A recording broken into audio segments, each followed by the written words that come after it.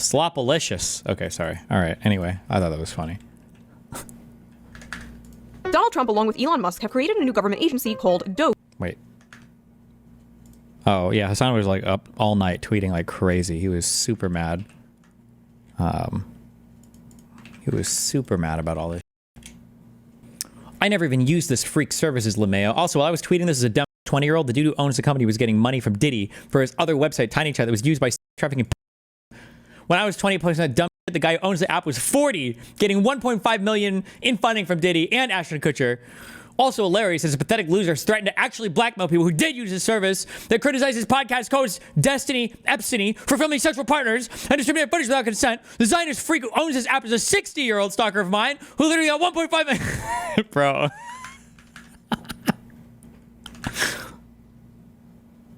Okay, sorry. Donald Trump, along with Elon Musk, have created a new government agency called Doge. And what I originally thought was just an older sibling giving a younger sibling an unplugged video game controller actually turned into a real thing. And their first order of business was dismantling USAID, an innocent government program that helped poor people all around the world. Or was it? Hello and welcome back to the ShoeOnHead channel. I am ShoeOnHead and I am not real. I am a figment of your imagination. You have been in a coma since 2012. Wake up. Wake up. Today we will be talking about the dark, seedy underbelly of USAID. This is a topic I've been interested in. Is this going to be some interesting video where we actually go into the dark, seedy underbelly of USAID, or is this just going to be a rehash of every random $500,000 party thing that we don't like? Let's find out. For a very long time now. And now that recently USAID has been in the news, I figured it is a perfect time to finally talk about it. All the mainstream liberal coverage I've seen of this has basically been late night talk show hosts crying fake tears about it being dismantled, and all the mainstream Republican coverage has just been about all the woke shit USAID was apparently funding. But I promise you, it is more than that. A lot more. If you're not a very political person and you only come here to consume the Reddit gender war slop, you should still stick around for this because this gets juicy. And remember, even if you're not interested in politics is interested in you. And trust me, I understand why some people aren't interested in politics. It's confusing, it's stressful, it's a lot to keep up with. I feel like 500 things happen every single day. But thankfully, I have a tool to help with that. That's right, ladies and gentlemen, this video is sponsored by USAID. Just kidding, this video is sponsored by Ground News. Let's quickly give them a shout out and then we will jump back into this deep dive, shall we? Ground News is a website and an app that gives readers a fun and transparent way to read the news all across the political spectrum. Did she From say left, right, and center. Trans? Every story comes with a quick visual breakdown of political bias that helps you understand the full story and makes sure you're getting both sides. One of my favorite features of Ground News has to be the blind spot feature. It shows you news stories that have been covered by only one side of the political spectrum and ignored by the other side. For example, here is a story about how Elon Musk apparently pressured the Reddit CEO to moderate content on the site. Right away, we can see that the story has been covered by 12 sources. And out of these 12 sources, 75% lean left, and no right-wing sources have covered it. Ground News also makes it really easy to compare headlines to see how political bias or ownership can affect the framing of a story. For example, this right-wing headline about how Trump is taking executive action to make DC safe and beautiful, while this left-leaning headline frames the same story as Trump wants Washington, DC to be Berlin 1939. Epic. What? I've been using Ground News for 4 years now because it's great. I love it, and it really helps me see how both sides frame Wait, did things you say for so 4 differently. years? Now, because it's Berlin 1939. What? I've been using Ground News for 4 years now because it's great. I love it, How and it long has really that helps even me see existed how for? both sides frame things so differently. Best of all, I am currently offering 40% off their Vantage plan, which is what I use to access all of their amazing features. This comes out to only $5 a month. That's like the price of a coffee, and it is so worth it. It is one of the first apps I check in the morning. It's great. So go to ground.news/shoe or use the QR code on screen right here, or use the link in the video description down below. Again, that is ground.news/shoe, or click the link down below. I think what they're doing is super important because it helps people approach the news in a more fair and balanced way, and I feel like we need that now more than ever. So thank you to Ground News for sponsoring this video, and thank you, the viewer, for not skipping the ad. Right. Now let's get back to this USAID deep dive, shall we? So Donald Trump and Elon Musk created the Department of Government Efficiency, aka Doge. Get it? Like the Reddit meme from 2012? Epic bacon, my fellow memers. Honestly, who am I to talk about dead memes? My username is ShoeOnHead. So Doge's supposed goal seems to be cutting useless spending the government is making us pay taxes on. Now, I have very mixed feelings about taxes. From each according to his ability, to each according to his needs. Taxation is theft! The tree of liberty will be refreshed with the blood of tyrants! My opinion has always been, if we are going to pay taxes in this country, Fucking they at epic. least go to things that actually help people, like Medicare, Medicaid, Social Security, child tax credits, firefighters, fixing our bridges and roads, castrating pedophiles, government-funded girlfriends, things like that. And yes, we should be auditing the government. I think that's a good thing. Frankly, I don't care who does it as long as they do it well. Good things are good, bad things are bad. I'm anti-bad things, pro-good things. Those are my politics. And hating libertarians. Just kidding, I love libertarians. I get along great with them. As long as we don't talk about child labor. Anyway, Doge got straight to work, firing government workers and basically hiring my Twitter mutuals. What was once a theater kid-occupied government is now a right-wing schizo poster-occupied government. No, I am not joking. So this is a 19-year-old high school graduate who has used the unfortunate nickname Big Balls Big online. So that would be Balls. one way that we could refer to him. He is now working at Musk's behest inside Doge. If you had told me 10 years ago that Donald Trump and Elon Musk would hire some Zoomer named Big Balls to help audit the government, I'd believe it. Like, yeah, that checks out. They have no relevant experience. Most of them aren't old enough to rent a car. They're not even old enough to rent a car. They're in their 20s. We sent 18-year-olds to go die in the wars you cheerlead on, you evil hag. Why are they so focused on the ages of these people when our government is basically a retirement home? But honestly, I don't blame Hillary Clinton. If I were her, I also wouldn't want 22-year-olds in the government. Months before dismantling the Department of Education, or apparently Sesame Street, Doge's first order of business was dismantling U.S. aid. Without providing any proof, Elon said USAID is a criminal organization. Oh yeah, they're an international crime syndicate hell-bent on helping people. Pretty f***ed up, huh? Taking money away from an aid program that helps poor people all around the world. Except USAID was not exactly that. In fact, it doesn't even f***ing stand for aid. It stands for a United States Agency for International Development. It has f*** all to do with aid. But What do you think development can mean? Okay. Okay. honestly, I don't blame you for thinking it does. After all, they do make the word aid a different color in the logo. Those sneaky bastards. Although it said USAID provides 42% of global aid, the truth is most of those funds are just spent paying US contractors and secretly conducting What? That doesn't... global aid. The truth is This weird obsession with NGOs, it's like this. It's like a thought-terminating thing. Like as soon as you say NGO, people's like minds just go blank. NGO, like you can deliver aid by contracting other companies to do stuff, right? Like I'm sure there are NGOs involved with like food delivery or transportation or refrigeration, or whatever. Like just because a thing is an NGO, like conservatives have done this weird thing where they've mind fucked everybody into thinking if something is a non-government organization, it's some kind of weird propaganda machine for progressives or something. is most of those funds are just spent paying US contractors. And Like contractors to do what? Do you know what a contractor is? Like I thought that my plumbing company, I thought those guys actually, you know, helped people fix their plumbing. But then I found out that 92% of all the money in this business just goes to contractors. Like, yeah, most of the plumbers are contractors. What do you think that means?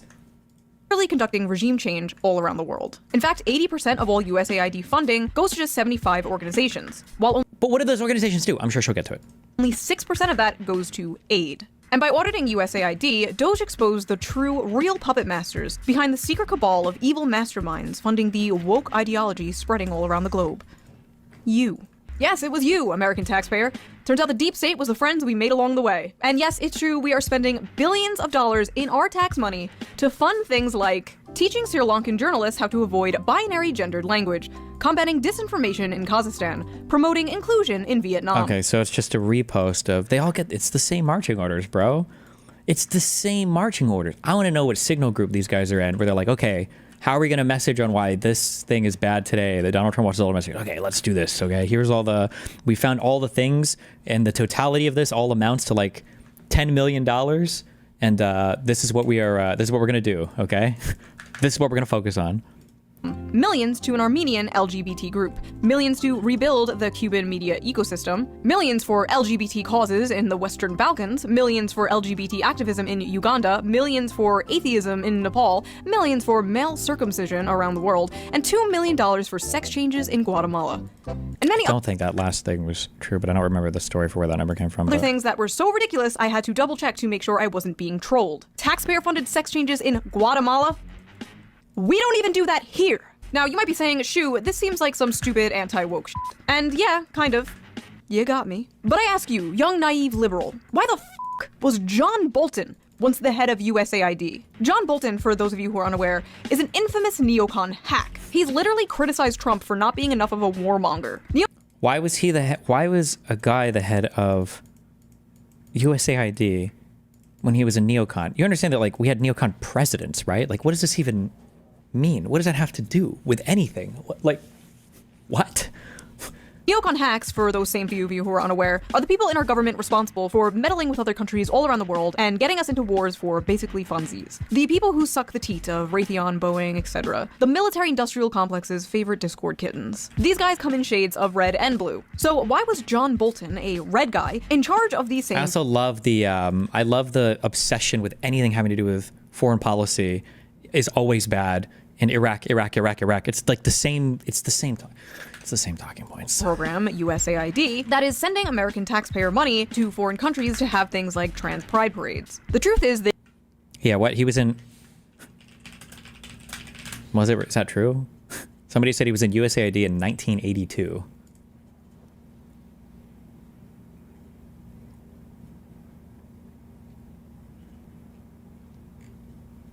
I'm too lazy to look it up. I'll just assume it's right. The USAID thing goes a lot deeper than what a lot of Republican commentators are saying. It wasn't just a bunch of libtards in government wasting our money on stupid woke things. No, there's way... Assistant Administrator of USAID for Program and Policy Coordination from 1982 to 1983 under Ronald Reagan. So it kind of makes sense that he would have been a neocon in a government when Reagan was a neocon when we were in the Cold War, but okay. It wasn't just a bunch of libtards in government wasting our money on stupid woke things. No, there's way more than that. You see, it's current year and we can't just do old-fashioned imperialism anymore. The people don't like that. It's a new era, so we have to dress it up in glitter and rainbows. To put it bluntly, USAID is nothing but another form of taxpayer-funded regime change, wearing an innocent mask of aid. Shut up, Shoe! You dumb bimbo populist! You reactionary shitlord! You cry, tears running down your fat, retarded face. The United States is just giving foreign countries billions of dollars out of the kindness of their hearts! Oh yeah? I have a lovely bridge on sale down the road. Would you like to buy it? Listen, despite all its faults, I love America, and I love the American people. But if you believe the corrupt, greedy bureaucrats running the deep state of this country do anything out of the kindness of their hearts, you are a sweet, innocent... Just, and again, as a heads up, because these people can't fathom a world where everybody's not an evil, horrible fucking piece of shit. Most of the people in government, like, work in government because they probably do have really strong feelings about like helping people and delivering it, because government jobs suck. They don't pay very well. Okay, everybody scrutinizes the fuck out of you. There's way more money to be made if you want to go work in private industry generally than there is, especially for a fucking bureaucratic job. Now, that's not to say that I'm sure there are some evil people that work in government, and I'm sure there are some bureaucratic people that work there because it was the only job they could get and they suck at, you know, whatever else. But like, most of these people are pretty passionately driven. Like, if you meet any of these people, you talk to them, and everybody that works in the military or any intelligence agency or whatever, all these people that have emailed me or talked to me or that I've ever come across more or less say the same thing, right? People are generally there because they feel a certain type of way about helping at their job or helping with the United States or whatever. These people are not evil henchmen that are, you know, like in the corner rubbing their hands together to find out what evil plots they can concoct against Americans next. It's such a ridiculously, delusionally weird point to make about your fellow Americans that work in government. It's just a weird perspective. It's an angel. Or it's not weird, it's just an uneducated and uninformed perspective.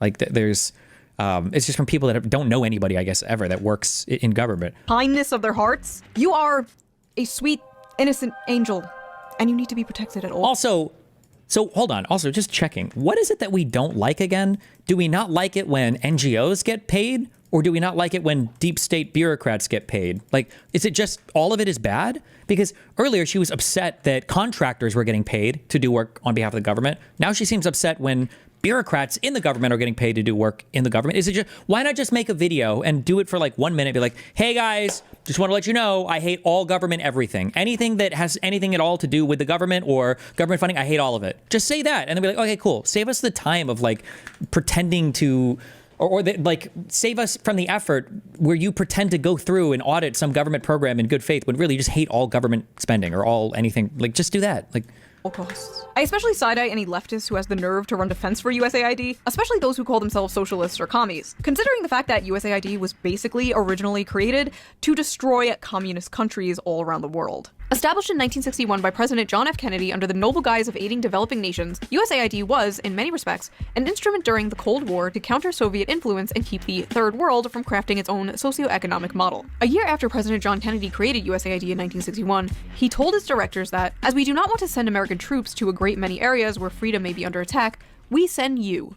It wasn't long before the CIA spotted an opportunity to extend its reach. In 1962, USAID launched its Office of Public Safety to send agents around the world under the guise of training police officers. But as it turned out, the trainers were busy teaching enhanced interrogation techniques, a euphemism for torture. The scandal broke out in 1966, and although the office was finally shut down in 1974, the dark practices persisted within military and intelligence circles. By 1980, USAID Administrator John Gilligan was candid enough to describe the agency as nothing more than a graduate school for the CIA. At one time, many aid field offices were infiltrated from top to bottom with CIA people, he said. It was pretty well known in the agency who they were and what they were up to. The idea was to plant operatives in every kind of activity we had overseas, government, volunteer, religious, every kind. USAID was quickly nicknamed the CIA's little sister. Oh, and here is John Bolton holding a trophy given to him by USAID in the shape of a hand grenade. Yeah.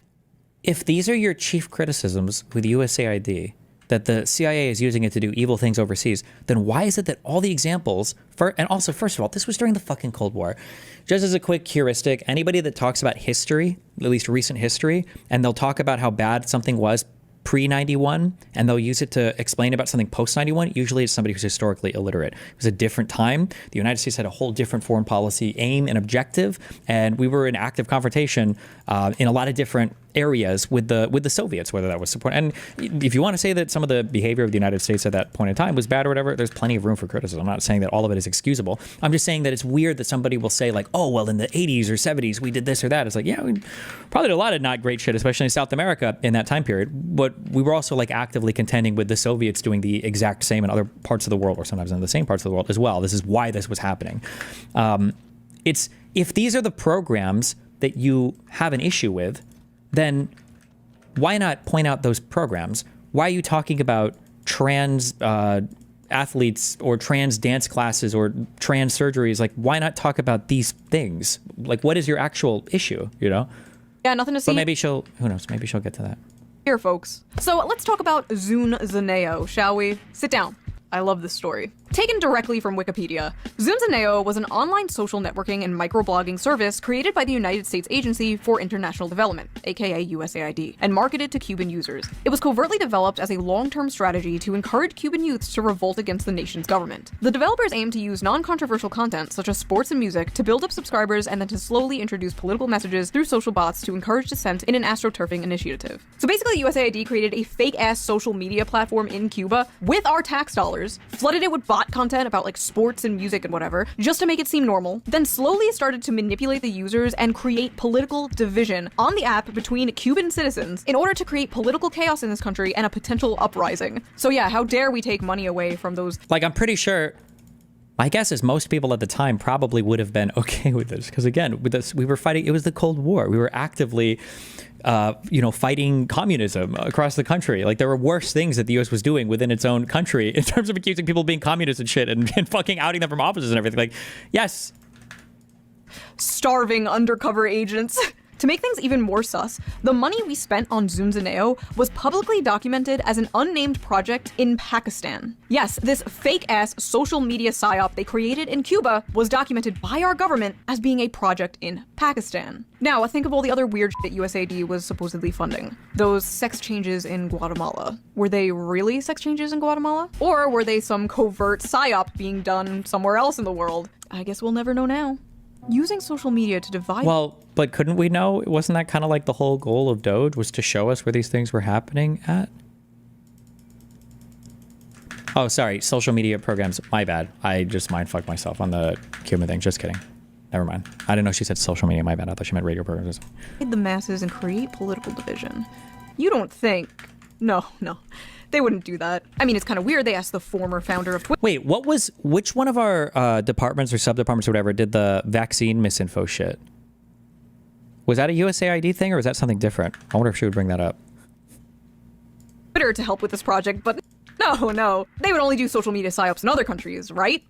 Right? In March 2024, a document was exposed that revealed USAID was running covert psyops all around the internet in order to combat populist misinformation about the government on Twitch, Twitter, Reddit, Facebook, and 4chan. Although its internal They paid me for that, by the way. Just kidding. justification was halting the flow of mis- and disinformation, it seemed particularly concerned with malinformation, a concept it defines as speech that is factually correct but misleading, i.e., bothersome truths the US government would prefer the public does not know. USAID suggests directing the public toward mainstream corporate sources of information and psychologically inoculating them against inconvenient facts that challenge US power by pre-bunking information before people see it. Pre-bunking includes discrediting the brand, the credibility, and reputation of those making false allegations. In other words... Base. Just kidding. Actually, only Russia and Qatar and China should be doing this all over the world.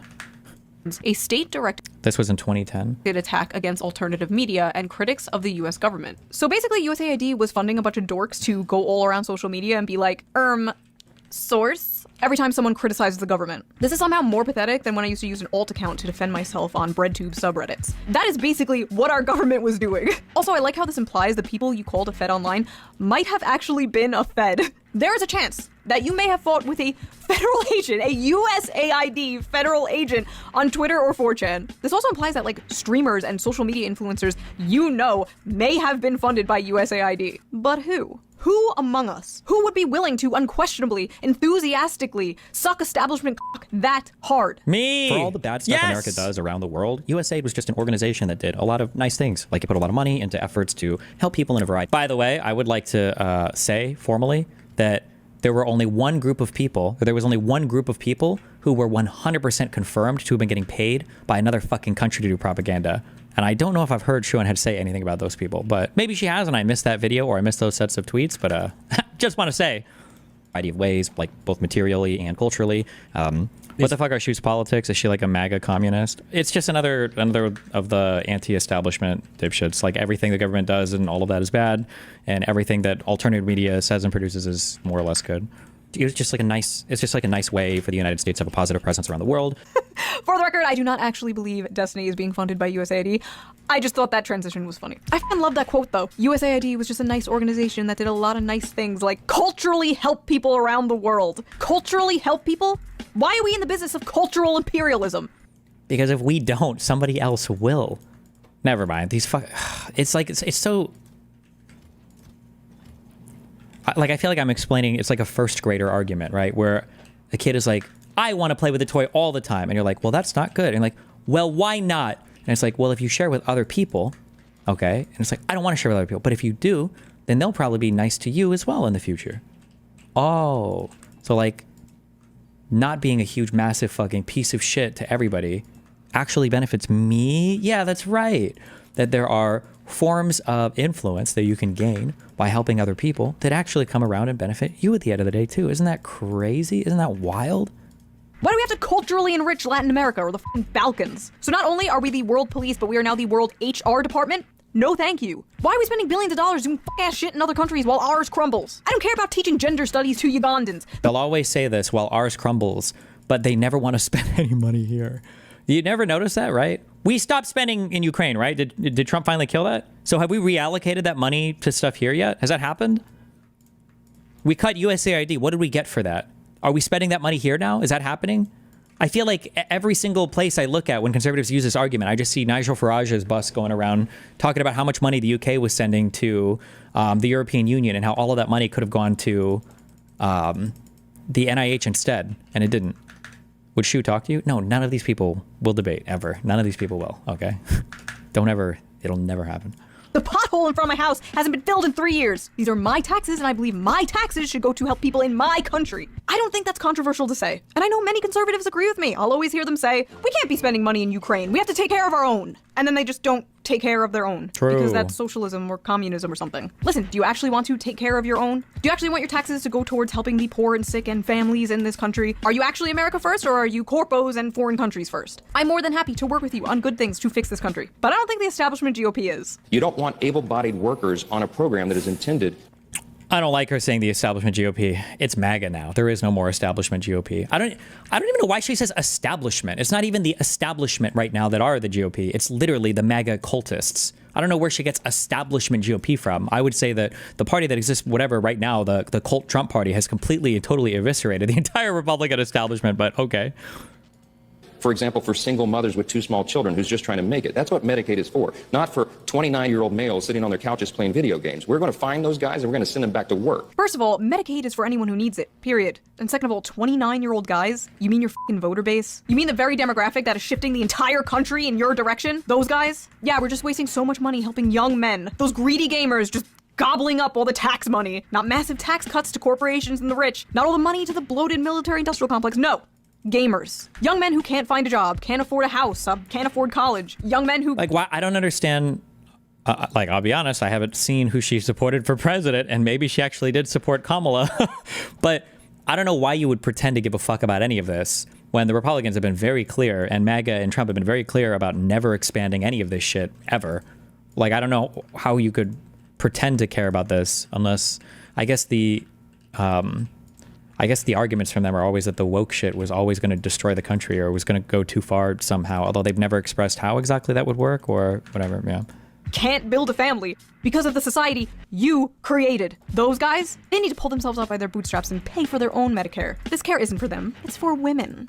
What? Great to know both sides of the establishment fucking hate young men. Anyway, sorry, I popped off. Let's get back on topic. Now, USAID did do some good things. I won't deny that. But even some of the good things that USAID did were nothing but a bunch of fronts. Using Cuba as an example again, because these are some of the only ones that have been exposed so far, there was a USAID program called the Travelers Project that was said to be an HIV prevention workshop. But yet again, it was nothing but another covert regime change psyop. This was exposed in 2014 by the Associated Press. Young Venezuelans and Peruvians were deployed by USAID to Cuba's college campuses for $5.41 an hour. Really, USAID? Billions of dollars force feminizing mice and you can't even pay your spies a living wage? Sad. Anyway, they were used to recruit college students into political organizations with the goal of turning them against their government. The goal of, once again, creating political division. In the exposed memos about this, USAID called their HIV workshop the, quote, perfect excuse.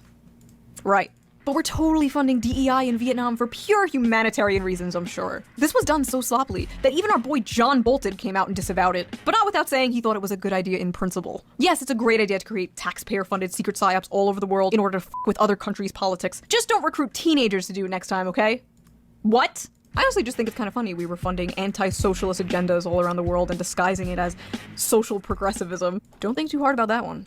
Now, Cuba wasn't the only place USAID was culturally helping. On January 12, 2010, a 7.0 magnitude earthquake struck Haiti, killing 220,000 people, injuring another 300,000, and leaving 1.5 million more homeless. In the wake of the catastrophe, the United States provided $1.6 billion in reconstruction funding to Haiti, $651 million of which went to USAID. Rather than employing Haitian construction companies, USAID contracted out the rebuilding projects to international firms. For instance, Minnesota-based construction firm Thor was awarded $18 million in contracts, and Mexico-based firm Cemex received over $7 million. But by far the largest recipient of USAID funding in Haiti. Not to besmirch the good name of Haiti, because I truly don't know anything about the situation. Is there a chance that the reason why they contracted international companies is because they were worried that if they would contract domestic companies, that they didn't have the same track record and that money could just end up being embezzled or something? Is that... Like, I imagine in certain developing places that would be a legitimate concern to have, but... Haiti was Washington, D.C. based contractor Chemonics International, who received over $200 million to carry out a total of 141 projects. In fact, USAID awarded more money to Chemonics than to the entire Haitian government in the wake of the earthquake. An audit conducted on Chemonics revealed that the company had a tendency to not finish jobs, evaluated its own project on arbitrary criteria, not having to do anything with the project, and failed to set timelines, causing some projects to fall behind schedule. In one case, Chemonics was contracted to build Haiti's new parliament building, but what they constructed came out half-finished and unusable. The company only built the framework of the building, not even erecting interior walls to divide office spaces, nor did they bother to furnish the building. Left with this, the Haitian government was forced to draw $775,000 from its public treasury to complete the project. Despite these disastrous results, Chemonics to this day remains USAID's top contractor. The construction company was awarded $506.4 million in contracts in 2021 alone. In a leaked email exposed by WikiLeaks, they described this tragedy as a gold rush, ensuring that it would be great for international companies. Seems like the only thing they are culturally helping is their own wallets, am I right? And you know how you always hear about how poor people are in Venezuela and how the politicians are so rich and live in luxury? Yeah, part of that has to do with USAID. Billions of dollars of aid we sent to Venezuela just lined the pockets of US-backed politicians there. Only 2% of the aid we sent to Venezuela actually went to help Venezuelans. So at this point, the whole world was basically sick of USAID's bullshit. In 2013, Bolivian President Evo Morales expelled USAID officials from his country on the grounds that the agency had conspired against his government by allegedly manipulating social movements in the country. He also charged that a previous USAID program that sought to help cocoa farms switch to new crops was politically motivated. Russia expelled the agency in 2012 for similar reasons. Its foreign ministry argued in a statement that USAID attempts to influence political processes through its grants. And in February, Kenyan Cabinet Secretary Francis Kimimya claimed that his government had evidence that USAID had hired activists to organize anti-government protests in Nairobi in an effort. The Evo Morales stuff was the whole of South America, I think, was upset about stuff going on in that country at that time. Not to say whether or not his claims were true or false. Russia is Russia. I don't know anything about this particular Kenyan claim. To topple the government. Oh, and if you're wondering why so many news outlets and journalists were freaking out over the potential shutting down of USAID, yeah, it's probably because it's where their paychecks were coming from. Yeah, apparently USAID was funding about 6,200 journalists and 707 news outlets. With how much money? How much of this money was going to it? All across the world. Not even just America. For example, the editor-in-chief of a Ukrainian news outlet wrote that destroying USAID was a greater threat to Ukrainian journalism than the Russian invasion. What? There were independent outlets shutting down everywhere, including Russia after the USAID freeze. So we were apparently funding media in both Ukraine and Russia. I'm playing both. I don't think it's the same thing in both countries. I don't think the aid was the exact same in both countries, though.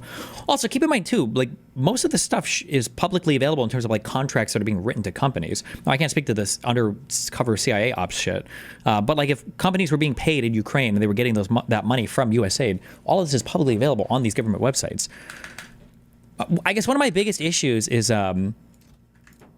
it's hard to tell what people's arguments are exactly when they talk about stuff like this. I'll give her credit. At least she's going into more than just the trans dance stuff, which is good.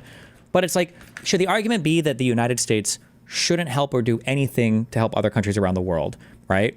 Or is the argument that would be good, but the money was always going towards something else?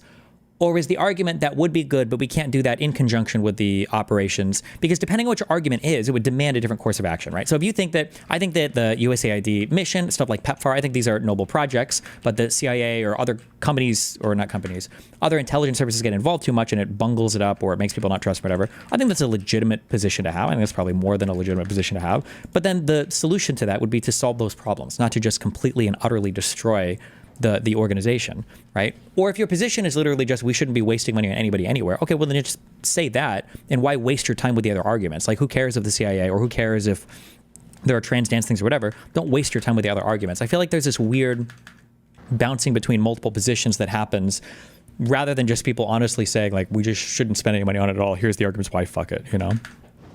Side so that I always come out on top. Serbia, Moldova, all across Latin America, independent outlets shutting down everywhere. All because the little sister of the CIA can't pay no mo. So I have a question. Why the f were we funding media in all these other countries? Well, the CEO for the Center of Investigative Reporting, a USAID-supported Bosnian media organization, said it best. Quote, if you are funded by the US government, there are certain topics that you would simply not go after, because the US government has its interests that are above all else. Oh, I guess that answers my question. USAID is also ridden with other scandals, such as covering up a child sex abuse ring in Kenya, kidnapping and torturing people in Uruguay, I think her issue is that the aid is not entirely altruistic, but it pretends to be, in her opinion anyway. Sure, I mean, like, there's always going to be there's going to be a benefit that comes back to you if you do a good thing for another country, right? And you would expect that benefit, or else you probably wouldn't do it.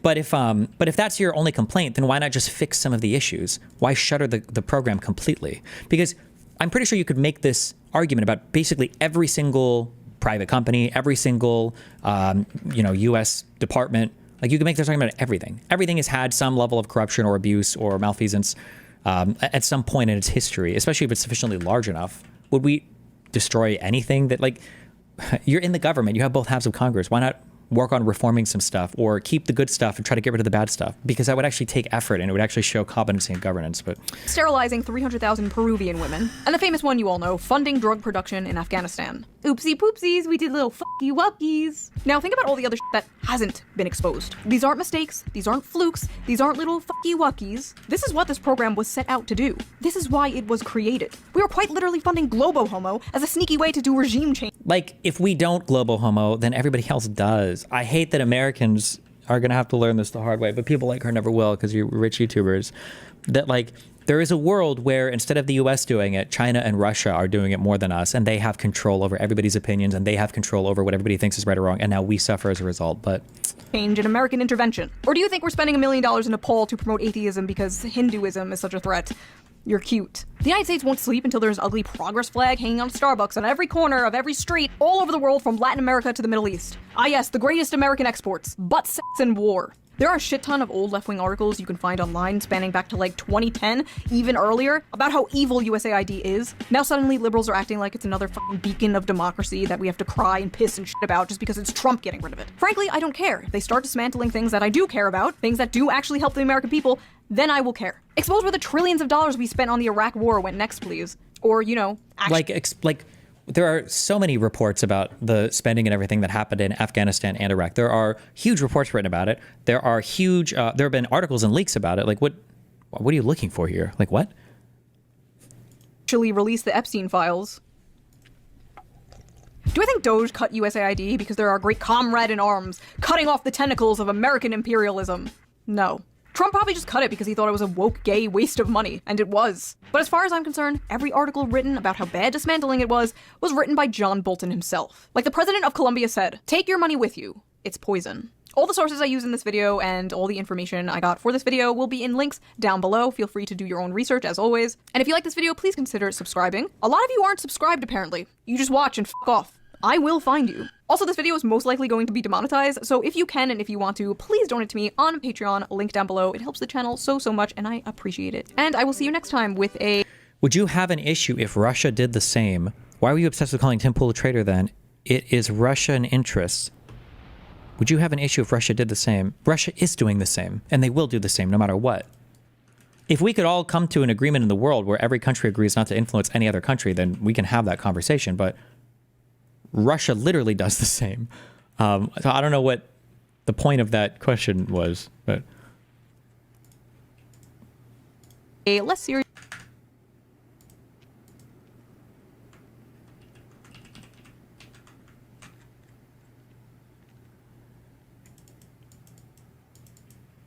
Not to the same degree? Wait, like you think they do it significantly less, or what?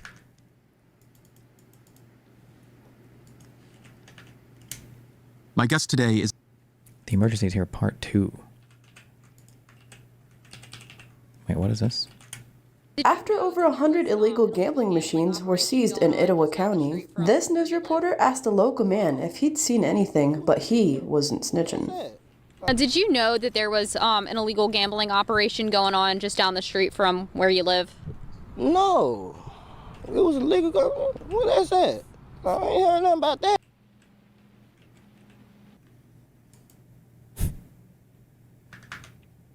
Okay.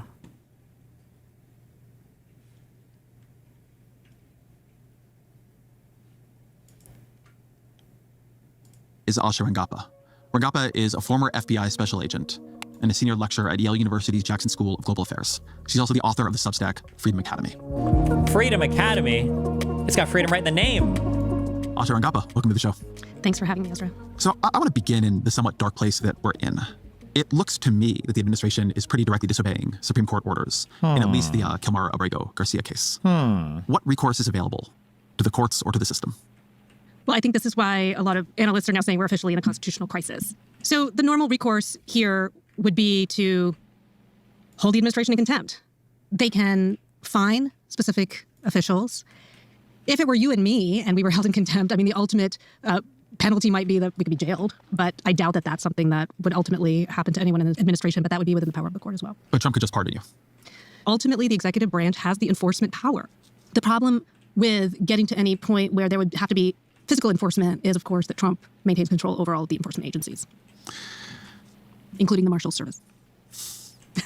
And so even if this goes all the way back up to the Supreme Court and you then have this face-off between the judiciary and the executive branch, it's not clear to me exactly what can be done to enforce an order ultimately, which kind of leaves the Trump administration with a trump card, no pun intended. Well, the Trump administration's, I don't know the right word for it, is interpretation of the order, certainly their spin of the order, if you're listening to Stephen Miller, is this was a huge victory for us, because what the Supreme Court said is nobody can make us. that we maybe have to facilitate but don't have to effectuate. There's a lot of hair splitting in that language going on. But their view is that the Supreme Court has created or has validated a fairly large zone of authority, which is foreign policy, for the executive for Donald Trump. And that if you read that order correctly, what the Supreme Court really said is that what they will do about it is nothing. Well, first, Stephen Miller's interpretation of what the Supreme Court said is not entirely accurate. The Supreme Court did mention the deference that's given to the executive branch in foreign affairs, but it did uphold the lower court's order that the administration facilitate the return. They can't tell him what to do in terms of the negotiations and the dealings with the foreign power, but they need to do everything in their power to make it easier for this person to return. But I think to zoom out, this is by design. In all of these contexts, whether it's in these deportations, whether it's in the visa revocations, whether it's even in the tariff context, you hear these buzzwords: foreign affairs, terrorism, national security, national emergency. All of these are arenas that are core executive branch authorities that are given great deference by the courts. And so when they frame all of these issues in those terms, they're already carving out a huge swath of authority that they can essentially exercise without much oversight. And when you layer the court's absolute immunity ruling from last year on top of that, which again protects these core functions from any kind of liability, there is a large arena in which they can act with impunity if they can move fast enough, as they are in this case. So when the president says it is about national security, that means it's not illegal, to twist the old Nixon line. I wouldn't say that it's not illegal. It means that he's going to be given a lot of deference. He'll be given a lot of deference in terms of factual determinations, for example, factual determinations that we're in a national emergency, perhaps his factual determinations that we're being invaded, or that somebody's actions are intruding on his foreign policy prerogatives. All of these things are given great latitude. And this is discretion that's been afforded to the executive branch in all of these contexts so far with delegated authority from Congress. So these are actually Congress's authorities that it has given to the executive branch with the understanding that there might be actual quick decision-making needed by the executive branch in certain circumstances to exercise this kind of authority. It presumes that somebody is going to be acting in the nation's interests and in good faith. So before we move to Congress, I want to just make sure I understand what you were saying, and that the level of alarm rising in me as you say it is merited, which is what I hear you saying is that there is no check from the courts on this. They have told the administration to facilitate the return of Abrego Garcia and to allow him the due process as if the original administrative error, quote unquote, had not been made. The Trump administration has been perfectly clear that they will not do that. You do not seem to me to expect that there's going to be some secondary round here from the Supreme Court that in some way forces them to do a thing that I don't think they want to do. I don't know that in this specific case, they can force him to do anything. If he says, look, I talked to President Bukele and he said he can't return them or he won't return them, and shrugs his shoulders, which he basically did in this press conference, then there's not much that the court can do in that situation. What's interesting to me, Ezra, is that this doesn't really help him in the big picture in terms of the policy. It's in his legal interest to bring Abrego Garcia back and say, look, this is not a big deal. We can correct errors. So we can move fast. We can round up all these people and do these summary deportations because if we make mistakes, we can bring them back. I actually think that would be a stronger legal argument. What's happening here is that this is about a power play and it's about defiance. So in some ways, the legal interests are working against what, this, I guess, the ego that the administration has. So they might be able to, for example, prohibit further deportations if it becomes clear that this is an irrevocable move and errors can't be corrected. But even if it would be in their legal interest to do that in some other world, in the world we actually live in, where it's very likely this guy has been brutalized or tortured, where him coming back to the United States where his story could be heard would be politically devastating for the administration, then in practice it's not in there. Our understanding right now is that he is alive for sure, right? The congressman talked to him and come back. Because every one of those people, if they come back and it becomes clear the administration made not just a terrible mistake, but deported somebody into a hell for no reason at all, that it's actually a political imperative for them that story cannot be told, that Bukele keeps them in CPOT functionally forever. I think that's true. My only point is, yes, I think there would be a downside to bringing someone back, but I think if they were operating in a paradigm where they want to be in compliance with the court, they would do that. So during the George W. Bush administration, there was famously the removal, the shipping of people who were deemed threats to black sites, to prisons in other places that were not bound by our laws. How similar is the theory and the powers of what we're seeing to what was being invoked and used there? It's similar. I think that it's more similar to the Bush administration sending people to Guantanamo. So the black sites were instrumental. It was for extracting information that they believed that these detainees had, using methods that would be illegal under our law. I'm not excusing it, but I'm saying that there was I think they thought there was going to be some output that they were going to get that would be useful intelligence. But in terms of evading actual court authority, what the Bush administration did is that they looked at some World War II precedents that said that enemy combatants who were imprisoned in a location over which the U.S. had no control, that those people did not have the right to petition for habeas corpus. And the Bush administration thought, hey, that's great. We can put people in Guantanamo Bay because that's under the sovereign control of Cuba, and we can basically have this convenient location where we can house all these people, but it will be out of reach of the courts. And this led to a pretty robust jurisprudence after 9/11, where the courts didn't really like getting cut out of the equation. And so they began to have these decisions where they said, no, we actually do have the right to look at what you're doing there. And all of this results, by the way, Ezra, in this irony that Guantanamo detainees who were captured abroad, who never stepped foot on American soil, had the ability to petition for a writ of habeas corpus, due process rights, the ability to contest their enemy combatants. That's one of the reasons why I've said this a million times, why I didn't like all the comparisons that people were making to Guantanamo Bay and stuff, because the people, I understand is the people who in Guantanamo Bay did have some rights.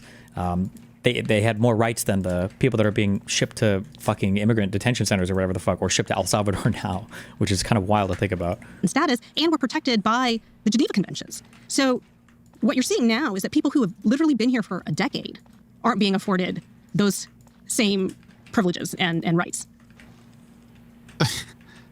I mean, that's horrifying. It's horrifying, and I think the administration, what I think is horrifying here is that they've been very legally savvy, right? Like, they understand, whatever lawyers have studied this, understand the trajectory of what happened with the Bush administration, and they know, okay, for this to be a constitutional black hole, it has to be completely in another country. And not just to extract information, but they just need to be sent there, and we throw away the key. They've been very legally savvy. What I think something that is very important and telling about the individual cases here, which has been true across a lot of what the Trump administration has done in different domains, is that if they wanted to protect this power and expand it maximally, they would choose the people, the cases, the laws, the authorities very, very, very carefully. And what you see with the Abrego Garcia case, although not only him, is they're not doing that. They're choosing people, whether they intend to be doing this or not. It's very hard to know what is incompetence and what is intentional malice. Yeah. But they're choosing people whom it looks terrible for them to be doing this to. I mean, there's a reason people know his name. There's a reason this particular case is broken through. And certainly the decision they have made on the other side of that, whether or not they intended to be here or not, is that if they can win on that, then that truly does expand the power.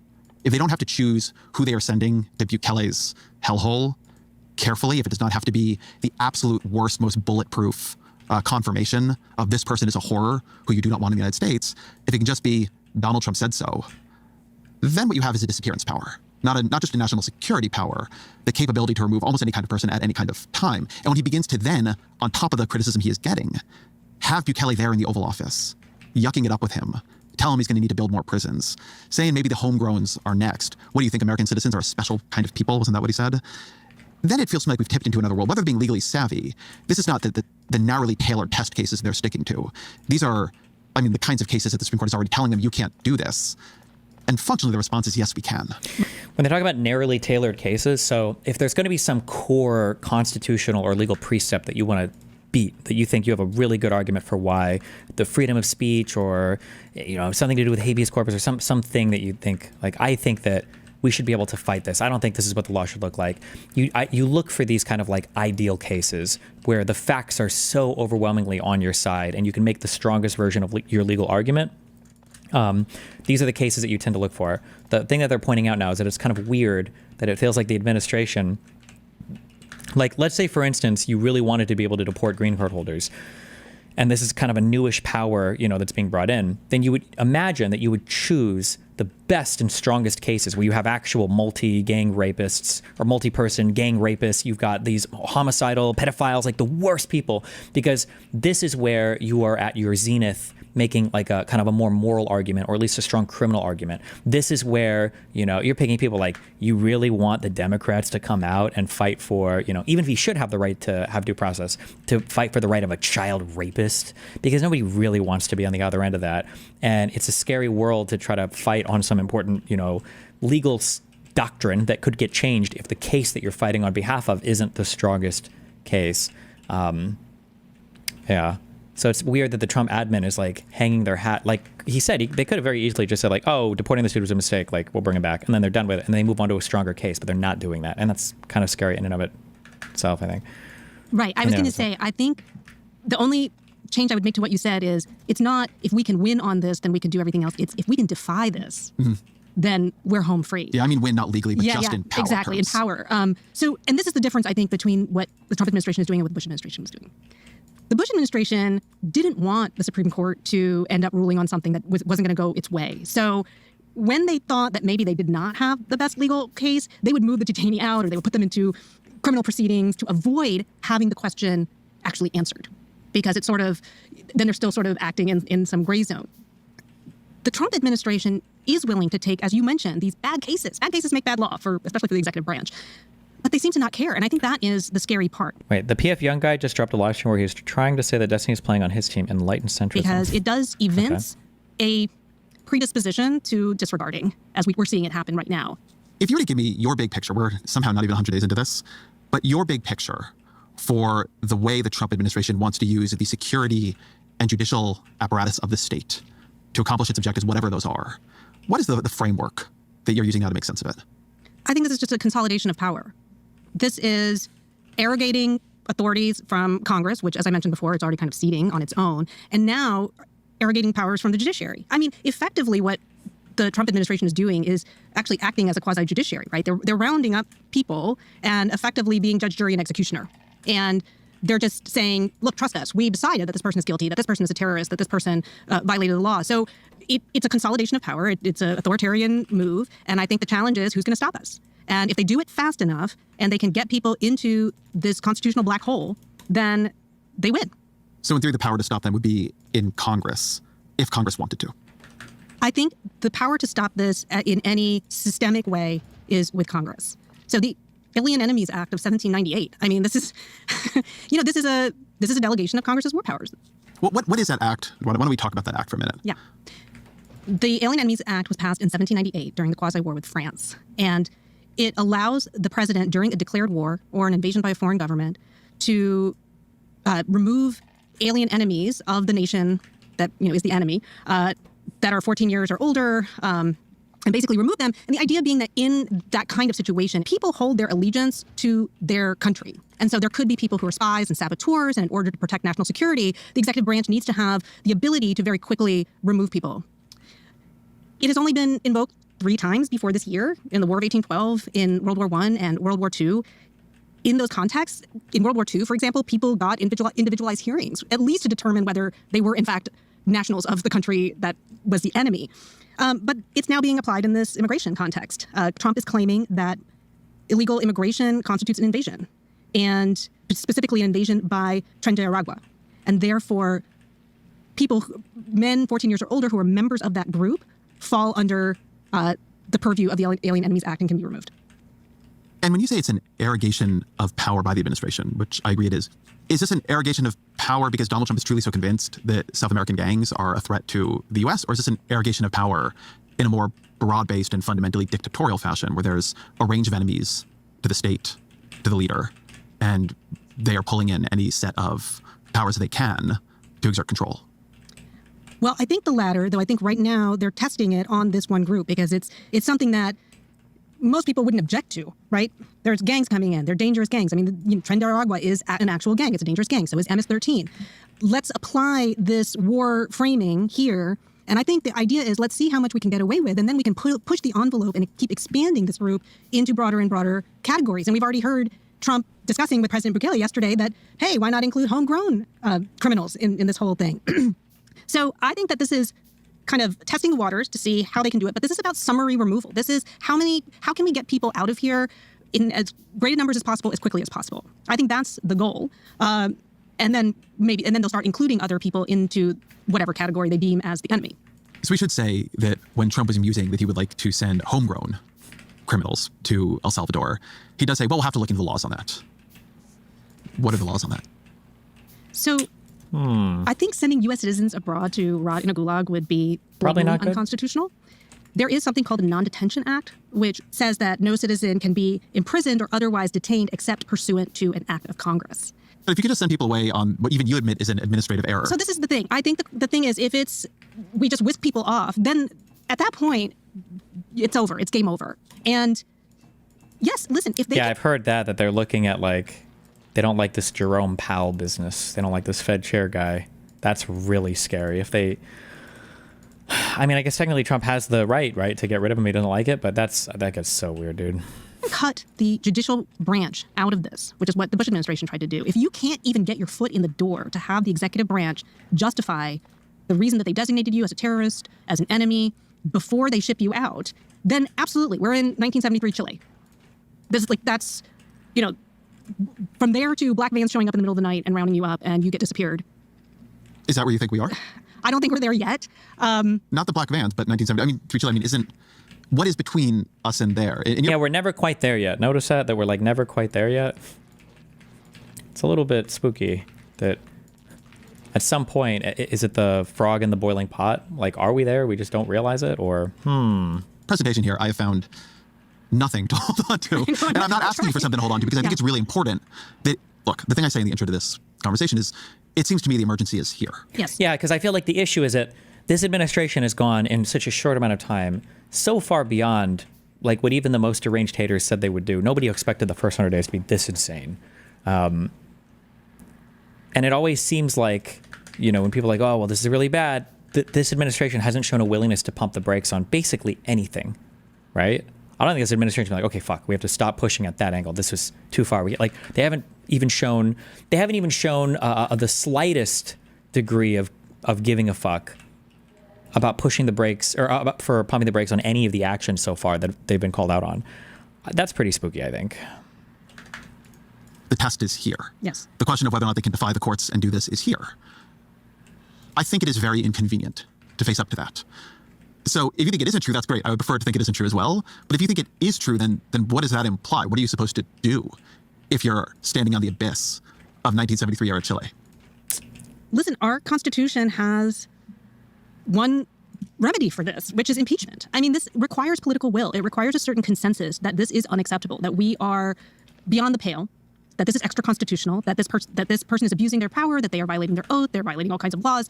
But I think to me, the constitutional crisis is the defiance of the judicial branch, but it is as much Congress's failure to act in this situation, whether it's to step up and claw back some of these delegated authorities, to declare, to stop the national emergency that he's using for other things, or to take that final step and say this is a step too far. I mean, I think we are in impeachment territory right now.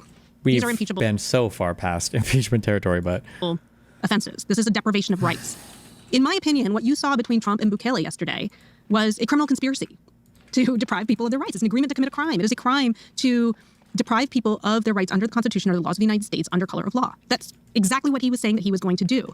We know that he can't be held criminally liable for that because he's doing these as official acts, and the Supreme Court has said that those are beyond the purview of Congress to criminalize. What's left? The problem is impeachment in an era of nationalized, polarized political parties is a broken power. It's a broken power if we no longer have shared values that transcend our partisan affiliation. Which is to say it's a broken power. Yeah. I mean, but that's the remedy, Ezra. I don't, if Trump defies the court has no independent enforcement mechanism. Yep. I don't want to drive people completely to despair. So let me... I know. We're in let's wear sweatpants and stare at the ceiling territory now. I mean, you can imagine a world where we sort of muddle along in these horrors for, a year and change. Democrats have a significant midterm victory. And I keep saying, and it's half a joke, but it's not a joke, that what might save American democracy is Donald Trump has the dumbest possible views on the global economy. True. And in absolutely wrecking 401ks and prices and the ability of small businesses to import, he is handing his opponents an incredible midterm opportunity. And then Democrats take the House. Senate is unlikely for them, but it's not completely impossible in a wave. And they're not going to have the power to impeach him. They would not have the numbers in the Senate to attain conviction. But they would all of a sudden have a lot of power. They could take money from all kinds of areas of the government. They could hold all kinds of members of the government in contempt. There is all of a sudden then not power to end this, but a huge amount of leverage. And that's, I think, the actual pathway that is open. And I think I'm glad that you mentioned the Appropriations Authority, because one thing that remains very unclear in this is where the money is coming from to transport these prisoners. What was that money originally appropriated for? What are the terms of this agreement, by the way? Because we're paying, I don't know, has any of that been made public beyond what they just said? Like, where did he even get the money for? Like, where was this appropriated from? That's a good question, because we're paying El Salvador to take these people. The fuck? There's something called the Case Zablocki Act, which requires the executive branch, the Secretary of State, to actually notify Congress of executive agreements that it reaches with foreign nations. So this is something that technically they need to disclose. They're supposed to actually publish it on the Department of State website. But to your point about withholding funds, to go back again to 9/11, Congress actually prohibited the use of funds to transfer detainees from Guantanamo to the United States to be tried in criminal courts. So they were just stuck there. So it seems very clear to me that if Congress wanted to, they could prohibit the use of funds to send people to El Salvador. They could also take a lot of things the Trump administration wants to keep away from them. So again, imagining the admittedly unlikely scenario of unified Democratic control of the House and the Senate. Democrats could simply decide, we're going to carve out more exemptions on the filibuster. And they could take the tariff power away from Donald Trump. They could take the tariff power back for Congress, which is originally where it sits. And all of a sudden, Donald Trump doesn't have his favorite tool of international economics. So everything then becomes a negotiation, right? There are a huge number of powers Trump is using right now that are working off of old pieces of legislation that were not built for today. Now, Congress does not like going back and revisiting old pieces of legislation ill-built for today because they have trouble legislating on anything. You don't get a lot of political victories for, going back and closing old loopholes and authorities, but they could. And in a world that becomes a showdown between the branches, it's not impeachment or nothing. It is leverage over functionally everything. I mean, the president of the United States does not have a magic wand that puts tariffs on other countries. It has to be enforced and done through U.S. law. That is power given to him by Congress. The things that Doge has been doing, the efforts they're making over spending, that is all power that Congress is functionally granting them. They can take it all back. Yes, absolutely. And I think, and in a bigger sense, it's reimagining the kind of person we imagine to be in the Oval Office. So you think about after Watergate, there were all these reforms that were done because all of a sudden we had to reimagine what do you do if you have a president who's going to push all these boundaries. And so we got the Ethics in Government Act of 1978. We get the Independent Counsel Statute. We get restrictions on how tax information can be used by the president because all of a sudden we had all these examples. I think, frankly, we've known this for a while. These things should have been done. That pendulum should have swung already. But that's, I think, the kind of reckoning that is going to happen in terms of you can't grant this much authority to the executive branch. And it's tough because you also don't want to tie the president's hands. The reason that all of these authorities are delegated, the International Emergency Economic Powers Act that Trump is using to impose the tariffs is really there as a surgical leverage tool if the president needs it, right? We want the president to have something like that if he needs to negotiate something with a specific foreign power, that we're facing a specific emergency. But I think we're no longer in that world, as you said. We're in a different world now, and I think Congress has to reckon with that. I remember a political scientist I really respect said to me during Trump's first term, there's no design of a political system that works well for electing terrible people. Fuck you. But this was my point. There are no checks and balances when somebody's decided that they want to break the entire fucking system. True. That to design a political system under the theory that you elect terrible people is to make the system unmanageable because you are by nature tying their hands because they're terrible. But then if you elect if you elect leaders who have tyrannical impulses into a system that assumes a fundamental level of good faith on the part of the executive, then you've given an ill-motivated person a terrible amount of power. And I would add to that, Ezra, that the landscape has changed, right? If you're also looking at two big assumptions that maybe existed back in Nixon and before, which is A, that the president is not above the law, and B, that Congress would be willing to use its ultimate weapon if it has to, which is impeachment. If both of those are off the table, then we're in a whole new landscape, and we have to accommodate that reality. We've been talking here about things that we know the administration is doing. One of the reasons I wanted to talk to you, something that's worried me from the beginning here, is things that we don't know the administration is doing. When we go back, I'm not as worried about that, thank God, because these people are so fucking stupid. I don't even know if this admin has the capacity to do evil, horrible things and hide them from people. They're just so fucking inept.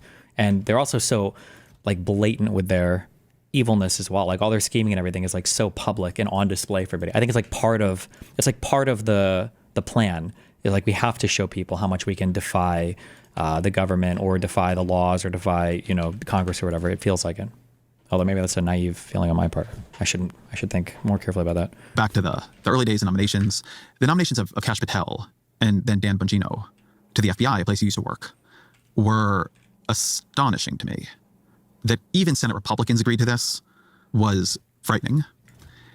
And when I see the way this administration is working out in daylight, the FBI is a powerful organization that by its nature works in shadow.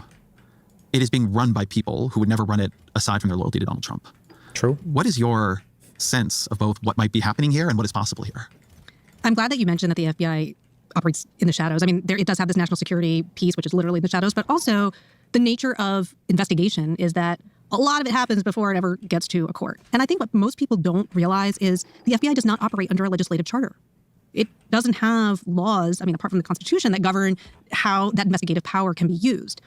it is governed by something called Attorney General Guidelines, which are issued by the Attorney General. And these create the standards that you need to meet before you can initiate an investigation, what kinds of investigative techniques you can use for different kinds of investigations, what kind of approvals you need, et cetera, et cetera. Those can be changed, rescinded, not adhered to, all internally, and we would not know. One thing that we can do is look at what is actually happening or not happening. So, for example, after Signalgate, that is the kind of thing that the FBI would normally have done an investigation, or the Department of Justice the Attorney General would have appointed a special counsel, at least to look into it. We saw Merrick Garland do this with Joe Biden's possession of classified information or mishandling of it, right? That didn't happen. We have recently seen an executive order targeting... Already posted, but how is the they can't help but flaunt it any different than QAnon slop? Because when QAnon talked about them flaunting it, they said they were flaunting it by secretly communicating with themselves via weird hand symbols and satanic cult rituals to everybody in part of the media. When I say they communicate all that openly, I mean they literally just say it and do it out in the open. Donald Trump says they post executive orders saying that the Attorney General has the last say on what the law is, which is not true, and that's a defiance of how the Supreme Court is supposed to work. They openly say these things. That's what I mean. And I think it's part of they openly target and go after attorneys. They openly target and go after enemies of Donald Trump. It's not like secret symbols. The QAnon shit wasn't retarded necessarily because of the theories behind it. It was because of how they said the theories were happening. That's what made it fucking retarded. Chris Krebs, who was the head of CISA, and demanding that... Can you say what CISA is? CISA is the Cybersecurity and Infrastructure Security Agency. It's under DHS. It was created in 2018, and it oversees election security. And Chris Krebs, who was the first director, was one of the people who was very vocal in the 2020 election that the election was secure, reassuring people that our elections were proceeding properly, which obviously undercut the claims that they were rigged.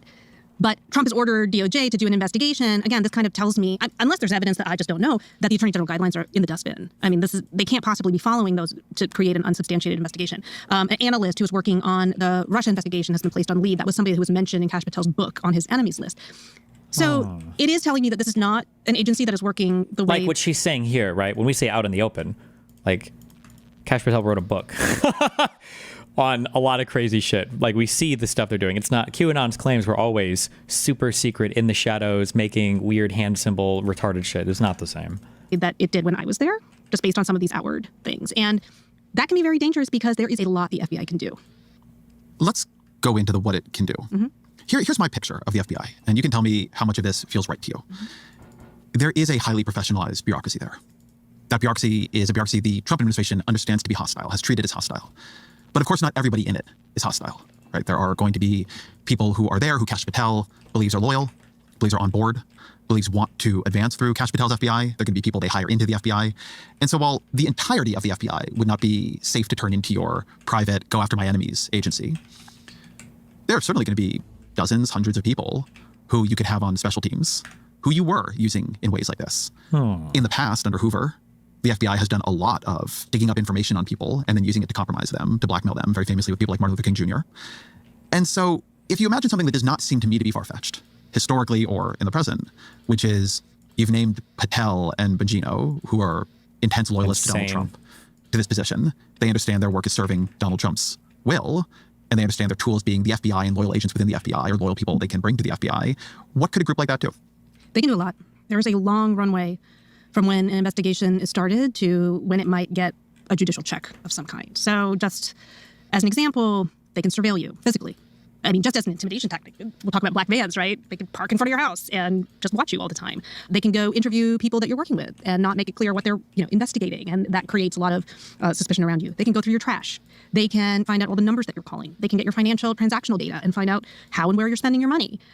All of those things they can do without without having to show probable cause to a court. And that in and of itself, I think the danger is not so much you'll be charged with a crime and, that is specious, is that you actually will never be charged. It will be a Hoover type of operation where it's either done surreptitiously, as you said, to gather information and then to weaponize that, or as simply a way to harass you, to intimidate you, to make it expensive for you, that you have to hire a lawyer and you have to figure out what is going on. All of those things can happen, and it's why the Attorney General guidelines are there. If you listen to Kash Patel and Pam Bondi very carefully in their confirmation hearings, they said, we're going to follow the law. Let's imagine that once again, President-elect Trump issues a directive or order to you or to the FBI director that is outside the boundaries of ethics or law. What will you do? Senator, I will never speak on a hypothetical, especially one saying that the president would do something illegal. What I can tell you is my duty, if confirmed as the Attorney General, will be to the Constitution and the United States of America. Director Wray, quoting... And again, remember this. I wonder if Ezra's picked up on this yet, or maybe they'll mention it. When they say, like, duty to the Constitution or whatever, that's always code for break the law, because the rationale is that the laws themselves are unconstitutional. So it's always a duty to the Constitution, because they hate the laws on the books, and they don't believe in the laws, and they think the laws are all bullshit anyway. Except for when the Supreme Court overturns them, then they agree with the Supreme Court's interpretation of the law. Former Attorney General Bell said you should be willing to resign if necessary over conduct if you're pressed to engage in it that's unethical, illegal, or unconstitutional. If pressed by the president, would you resign? Senator, my answer is simply I would never do anything unconstitutional or unlawful, and I never have in my 16 years of government service. He said unlawful, at least. That's good. Would you be willing to resign the post of FBI director if pressed and given no choice but to obey the order or resign? Senator, I will always obey the law. Well, the law to them is Article 2. It's the unitary executive theory. It's this idea that if the president does it, it's legal in terms of law enforcement, in terms of taking care that the law be faithfully executed. So there aren't guardrails. I mean, in their interpretation of the law, the president's will is essentially their command. In their interpretation. And again, like, this would be a thing where, you know, like, what was that dipshit in chat? It was like, how is this any different than QAnon? In QAnon, we would say that the reason why we know this is how Biden and Hillary are interpreting the law is because in 1992, John Podesta bought a pizza and he said, ignore what's on the receipt. And the receipt is a code word for the Constitution. And he's telling them to ignore it because he wants them to do whatever. It would be like some crazy cockamamie thing. But for the Trump admin, it's literally... like they're writing executive orders. Fuck, which one was it? What was the executive order that said the Attorney General has the final say on what is the law?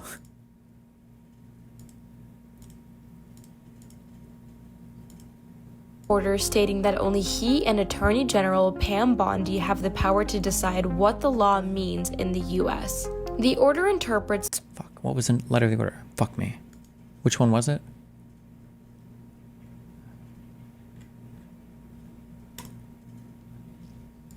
Here.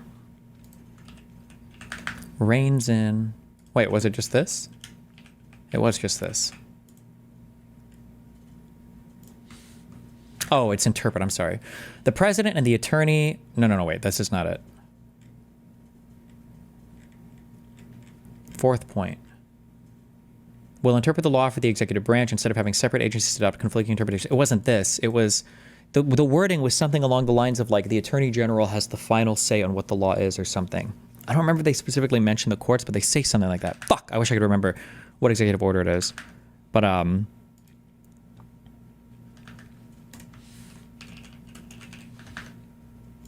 it's like, it's all out in the open. None of this is like secret or weird, although I can't find it right now, so maybe that one is secret. No, interpretation of the law. It was lawful to go to the SDNY and tell the career prosecutors there to lay off of Eric Adams because he had come to some kind of deal. I mean, accounts differ, but it's pretty clear, I would say, my opinion, what happened, that he had come to a deal with the Trump administration to basically do what it said. Yep. In return for their protection. That happened under Pam Bondi, this attorney general. That was, to me, the big signal in all this. Again, that happened relatively in the daylight.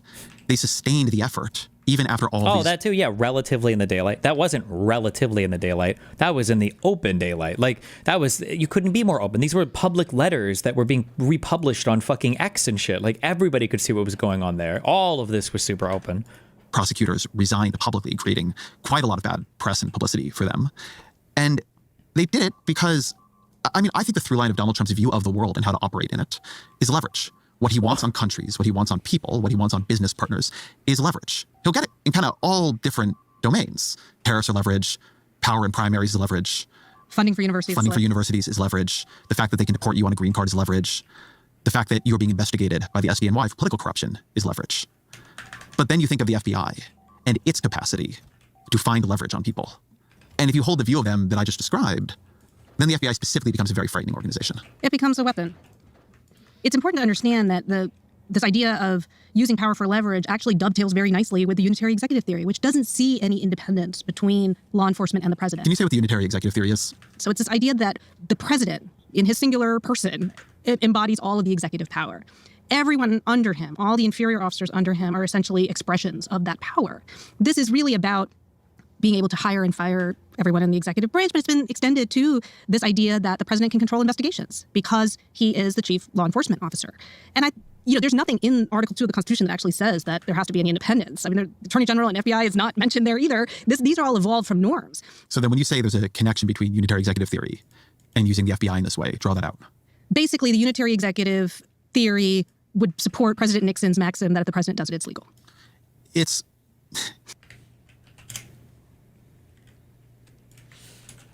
Okay, wait.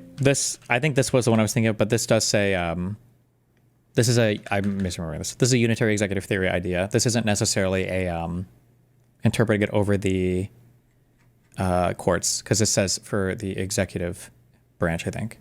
The president and attorney general, subject to the president's supervision and control, shall provide authoritative interpretations of law for the executive branch. So this is just saying for the executive branch. Okay, never mind on that one.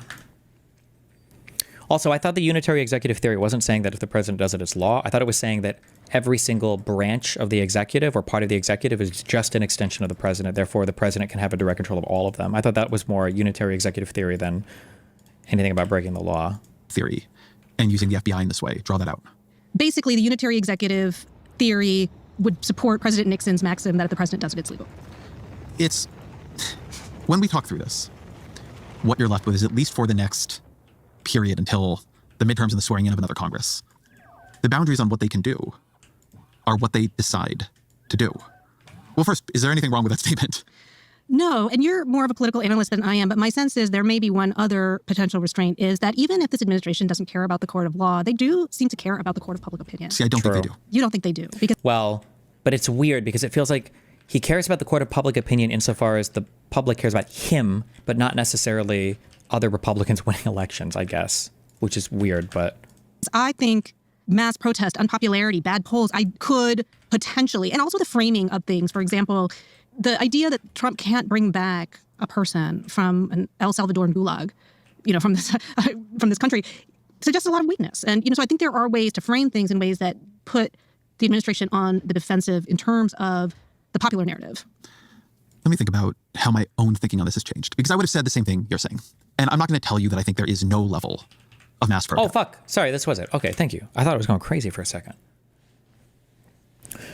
Lastly, we have another executive order that President Trump signed relating to independent agencies. This executive order would establish important oversight functions in the Office of Management and Budget and its subsidiary office, OIRA, supervising independent agencies in many of their actions, and also reestablish the longstanding norm that only the president or the attorney general can speak for the United States when stating an opinion as to what the law is. But maybe this can be interpreted as just having to do with executive agencies. Also, this isn't an EO. These were comments on an EO afterwards, so I think. Or lastly, we have an executive order that... Oh, yeah, like this was probably referring to that last executive order. I understand. Okay. For executive agencies. Test. No level of public opinion loss that would move or unnerve them. And the thing about public opinion is he doesn't have to win re-election. And he's definitely not running the country in a way where he seems to care if House Republicans win re-election. Donald Trump has systematically traded away that popularity to do things that anybody anywhere in the world could have told him would be unpopular, like crash the global stock market, raise prices for everyday Americans. And it has been their relative immunity is too strong, but willingness to absorb that unpopularity and that backlash, it has made me rethink how sensitive they are to it. The only thing I have actually seen stop them is the beginnings of unravelings in the treasury bond market. And the bonds. Oh, yeah. I don't think they want to cause a genuine financial crisis. Beyond that, either because they think this stuff will be popular over time, I mean, Bukele is a very popular president in El Salvador, or because they think their tariffs will work over time, they are not vulnerable or sensitive to short-term whims of popular opinion. Mass protests, I actually find a quite unnerving prospect right now, because I think a lot about the moment in the first term when you had the George Floyd protests, and Trump said that he wanted to see the National Guard or someone deployed to shoot the protesters, at least in the knees. And that order, if you want to call it an order, that suggestion was ignored. And Trump was surrounded by people in that term who saw part of their job as restraining his worst impulses. There are no breaks around him. There's no one left to say no. True. Watching his cabinet arrange itself around to give him Elon this dear Musk leader-like encomiums, watching Doug Burgum prostrate himself before Donald Trump, and watching Rubio, Donald Trump's FCC nominee, walk around with a golden Trump pin, a golden pin of Rubio, who was like a traditional like neocon-esque figure, watching him just completely bow to everything that Trump has said and done like, is wild. Trump's head, watching members of Congress put forward bills to make it possible for Trump to have a third term or be on Mount Rushmore. Watching Marco Rubio defend what is happening with Bukele is, aside from being horrific, very telling. Rubio is completely, at this point, clearly compromised, or has chosen to be. The address to the joint session of Congress, where Trump singled out Rubio for this public mocking, this public humiliation, where it was clear that Rubio was on thin ice in a way that other members of the administration weren't, was a very adroit play, a very adroit signal to everybody that Rubio was either going to get on board fast or he was going to get off-boarded fast. So I think they've chosen to ride this as hard as they can under the assumption it'll work out for them. Oh, yeah. I don't think they have a lot of points of vulnerability until someone else holds actual power. I trust your assessment. I do think that it is an assumption. I would like to be wrong. Yeah, and I think what you're pointing out is it's always a loyalty test. Mm-hmm. The ritual humiliation, The crazy thing is just after this administration, assuming the world's still here and the country's still here, and we still have free elections, it's gonna be like watching all of the Republicans, all of the MAGA Republicans now trying to crawl back to the Republican establishment. It's gonna be so fucking weird. Or to see whatever like grows out of the smoldering corpse of the conservative movement next. wanting people to bend the knee. But I do think for that reason, it's that much more important to have the acts of resistance, right? Like what Harvard is doing now is absolutely even changing their website. The law firms that are stepping up. I do think the protests, and if it gets to the point of we need to have our Tiananmen Square moment, then maybe that's what it needs to happen. And we're kind of, sometimes the egregious things are what wake people up. This I agree with. The thing I was saying that I don't think they're that vulnerable to now is public opinion. What I think they're vulnerable to is power. And there are lots of parts of society that hold power. Donald Trump does not have absolute power. It was essential that Harvard did what it did. And now the other universities behind them are going to start doing that too, because you don't want to go down in history as a university that didn't do what Harvard did. This is starting to become true for the law firms. The first set of them fell. And now I think you're seeing a number behind them realize what this moment is and stop and say, no. Business leaders, I think, have power. Yes. I think there's a lot of power that the Trump administration understands is held elsewhere. The problem is that power is decentralized, and you have to make a decision to step up and do something, knowing that you might take a fall for being the first one to do it, and then other people are join up afterwards, right? Like, I think one or two organizations stepping out and standing up for something encourages other people to do the same, but oof, it's a rough one. And at the moment, that's why I was saying that I think it's very important that the Democrats win power in the midterms, because I think what the Trump administration respects, ultimately, is power. Mm-hmm. You can already see with the tariff exceptions and carve-outs that there are companies he does not want to be on the wrong side of. I do believe protests are important. I just think I expect we will actually get there. I just think that when we get there, it's going to be a very dangerous moment. For sure. I expect him to invoke the Insurrection Act. Yeah. Do you want to say a bit about what that would permit? The Insurrection Act allows the president to use the military for domestic law enforcement.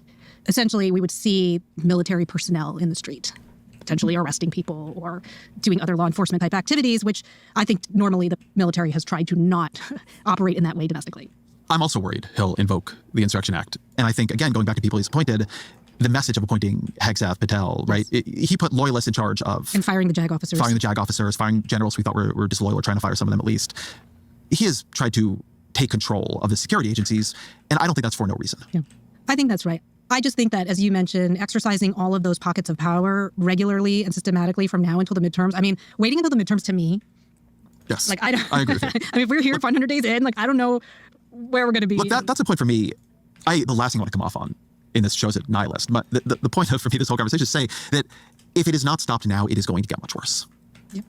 If people don't take where we are now, it feels so cliche to invoke the poem we are all taught. Mm-hmm. First, they came for the communists, and I said nothing because I was not a communist. And they came for the trade unionists, and I said nothing because I was not a trade unionist. Then they came for the gamers. Jews, and I said nothing because I was not a Jew. Then they came for me, and there was no one left to say anything.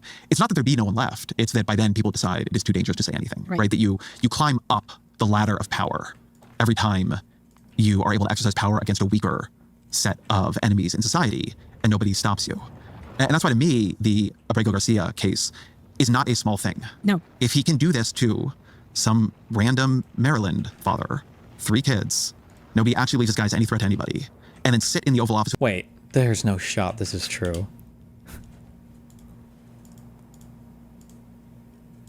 A video that was critical of Ethan and other content creators when they're talking about Israel and Palestine. I think that Ian is running defense for this by saying and framing it in that way. When the title of the video is the YouTubers that backed it. Like, I'll show you the video. This is the one that Hassan wanted me to, Hassan wanted to, how many subs was he going to gift me if I watched this video?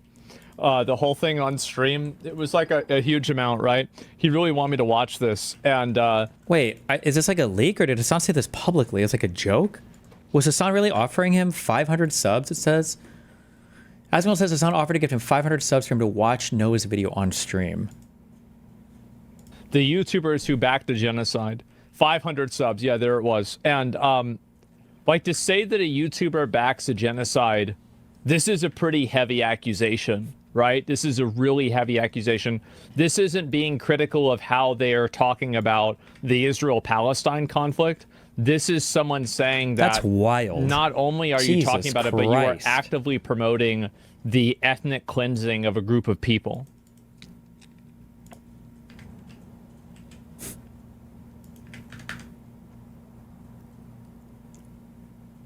Oh my God. Was this was like months and months ago before they were actively fighting? I told you Hassan and Asmongold didn't want to feud with each other. This was months ago, right? And Asmongold didn't say anything about it then, but he is saying something about it now because they are fighting. See, it was like the Red-Brown Alliance. See? They were. It was 100% the Red-Brown Alliance over there, okay? I'm not crazy when I say these things. The accusation. This is so actively. Hassan clip of him saying 500 subs. Okay. I will gift 500 gifted subs in Asmongold's chat if he sits through this entire video. He doesn't need the money. So obviously, cringe, dude. But that's how much I know he will never million years watch this. I'm betting 500 gifted subs in Asmongold's chat that he will never watch the YouTubers who backed the genocide. It goes against his previous claims. He hinted he's gonna sue Noah for this. Yeah, good luck. That video is relatively new. Okay, never mind. Maybe it wasn't long enough. Mr. Litigation. That's the other sad state of affairs here. He like. We'll pretend it supported my theory anyway, though. Woo yeah. So Bukele and say, I would like to do this to U.S. citizens too. And people just shrug their shoulders and move on. I mean, then what he has learned is he can do it. Right. Yeah, listen, power is freely given. I mean, all of these authoritarians, this is what Timothy Snyder says, right? That power is usually given to them and people obey in advance. And I think that it is important. It seems to me that we're definitely there in the red zone, but I think we're still early enough that there's still a lot that we can do. And just to go back to the Chilean example, just because I was a Latin American studies person, you know, this is a country that 17 years in extricated itself. Okay, so you can always come out. It just gets harder and harder, as I think, as you mentioned with this poem. And so the time to do it is now. And I think there's a complacency that the courts are going to save us. Yes. And the courts have a role. They are, I think, mostly holding their institutional role here, but they're not going to save us. The other institutions, and I mean, not just the co-equal branches, but yes, Congress, as you mentioned, businesses, the legal profession, universities, all press, all the institutions have to be robust, and the people at this stage. Look, I talk to Democrats in Congress all the time. And the biggest problem they face is that they actually just don't have a lot of good options. I'm not sympathetic in every respect to the decisions they have made, but unless they want to use the debt ceiling to crash the economy, there isn't a huge number of points of leverage. They can hold things up in the Senate, but the fact of the matter is the Trump administration doesn't have a huge legislative agenda at the moment. And Democrats are not in the majority in the Senate, and they have very, very little power in the House. I think people want them to have power they don't really have. But look, there's going to be another government shutdown question in less than a year. And depending on where we are, I think it's going to be much harder for Democrats, if this continues in the way it has been, to say on that one, well, we're just going to keep letting this ride. But that's where the rest of society is actually really important. And that's why I really am glad Harvard did what it did. I really was disgusted by these universities with massive endowments bending the knee that easily, by these law firms, by these business leaders who were so outspoken in Trump's first term and have just decided to buckle under. They became in his second. You know, Mark Zuckerberg is out there with Joe Rogan a couple months ago saying, you know, it's so time for Facebook to return to its roots around free expression. Is all this not a threat to free expression? This thing where the kinds of people who work at Facebook can come back into the country on a green card, be pulled into a room and sent back out because somebody found something that was critical of Donald Trump on their phones? What is the free expression content of that policy? At what point is it imperative on these people who do have not just economic but cultural capital in this country to speak about what's going on? I mean, that stuff matters. Those signals are sent and then they're heeded by other people, right? Everybody's a node for social contagion. Well, I mean, I'm not holding my breath for Mark Zuckerberg to take a stand on anything. But, to go back to the Democrats and people wanting them to do things that they don't have the power to do, fair enough. But this is also an information war. And to bring this back to Abrego Garcia, there are certain stories that can cut through the noise. And that can be the only story. I mean, Republicans are actually really good at this. They get a message. They're very good at distilling it into something very simple. They repeat it and they repeat it and they repeat it. Trump is a master information warrior, in my opinion. No, Learn from that, well, and this should be the story, I think, because it's something that people get for exactly the reason that you mentioned. I think people do understand, like, if the government can stop this guy who's been here for 10 years, get him out of a car, put him on a plane to El Salvador and wash their hands of him, that's us. They've put a face on their own lawlessness. They have put a face on their lawlessness, and that is an opportunity to get people to wake up. And I think there are people who, I think even Jon Stewart said, yeah, you got me. I was not taking this seriously, and now I am. And I think there are people who will. Can we get 3 books, please? That's the place to end. Also, final question. What are 3 books you'd recommend to the audience? 3 books I'd recommend. I was in Tulsa, Oklahoma last fall, and I got a book called The Burning by Tim Madigan about the Tulsa Race Massacre, which was very eye-opening and astonishing that I did not learn that in history. I recently read Ben Mesrick's Breaking Twitter, which is basically how Musk broke Twitter, but it is an interesting playbook that you are seeing replicated now. So it was a good insight into his mind. And then Jason Stanley's Erasing History, How Fascists Rewrite the Past to Control the Future, which is very prescient in terms of what the Trump administration is trying to do. Got that ideological reading list. Asha Rangappa, thank you very much. Thank you.